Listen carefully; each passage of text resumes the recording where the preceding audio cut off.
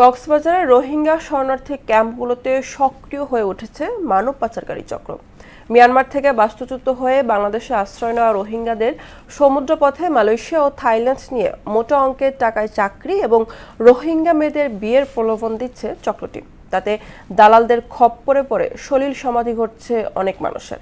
আফসার কবির আকাশের প্রতিবেদন, জানাচ্ছেন মাহমুদ আক্তার। শরণার্থী ক্যাম্প উখিয়া টেকনাফে আবারও সক্রিয় হয়ে উঠেছে ট্রলার যোগে সমুদ্রপথে অবৈধভাবে মালয়েশিয়া পাচারকারী চক্র। উন্নত জীবনের আশায় ঝুঁকি নিয়ে দালালদের ফাঁদে পড়ে মালয়েশিয়ায় পাড়ি জমাচ্ছেন রোহিঙ্গা ও স্থানীয়রা। পাচারকালে সীমান্তরক্ষীদের হাতে বন্দী হয়ে অনেকে স্থান নিয়েছে মিয়ানমার ও থাইল্যান্ডের কারাগারে।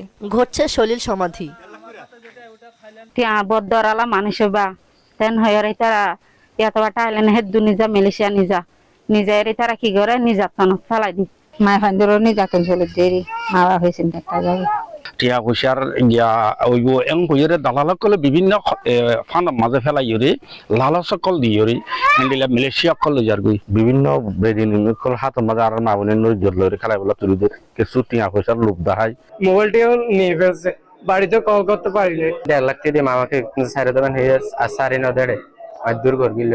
আজকে আসছি যে 8 দিন হয়েছিল, আমাদেরকে অনেক জঙ্গলে নিয়ে গেছিল, অনেক মারধর করতো আমাদেরকে। রোহিঙ্গাদের পাশাপাশি স্থানীয় কিছু দালালও মালয়েশিয়ার মানব পাচারে জড়িত রয়েছে। তাদের বিরুদ্ধে দ্রুত ব্যবস্থা না নিলে ভয়াবহ রূপ নেবে বলে জানান স্থানীয় জনপ্রতিনিধি। এই সিন্ডিকেট এতই বেপরোয়া হয়ে গেছে যে এখানে অনেককে আবার তাদের ইচ্ছার বিরুদ্ধেও তারা জিম্মি করে তাদেরকে পাচার করে দিচ্ছে টাকার লোভে। আইন শৃঙ্খলা বাহিনী বিভিন্নভাবে চেষ্টা করে যাচ্ছে এটাকে প্রতিরোধ করার জন্য, কিন্তু আমার মনে হচ্ছে যে এটা কোনোভাবেই প্রতিরোধ করা যাচ্ছে না। প্রলোভনে পড়ে সাগরপথে মালয়েশিয়া গমনকে মানব পাচার বলতে নারাজ রোহিঙ্গা ক্যাম্পে এপিবিএনের এই কর্মকর্তা। তার দাবি, উন্নত জীবনের আশায় নিজ ইচ্ছায় রোহিঙ্গারা সাগরপথে মালয়েশিয়া যাচ্ছে। তাদের জীবন মান উন্নত করার জন্য এটা মানুষের নরমাল টেন্ডেন্সি। তো এইটা আমরা যেটাকে মানব পাচার বলতেছি, এটা আসলে স্বেচ্ছায় নিজের ইচ্ছায় টাকা দিয়ে বিদেশ যাওয়ার জন্য যাচ্ছে।